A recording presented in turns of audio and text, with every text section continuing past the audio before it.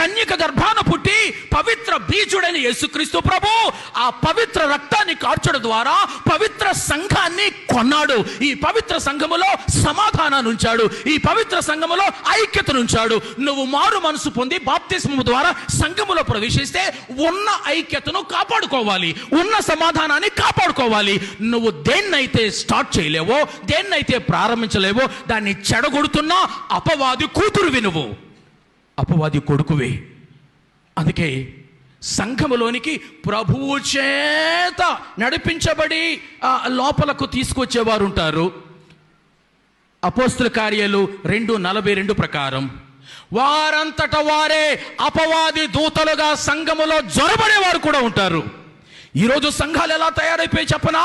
ప్రభుని చేత మారు మనసు తర్వాత, పాపక్షమాపణ తర్వాత, నీతిమంతులుగా తీర్చబడిన తర్వాత ప్రభుని చేత స్వయంగా సార్వత్రిక సంఘములోనికి చేర్చబడుతూ ఉన్నవారు సంఘములో తక్కువైపోతున్నారు.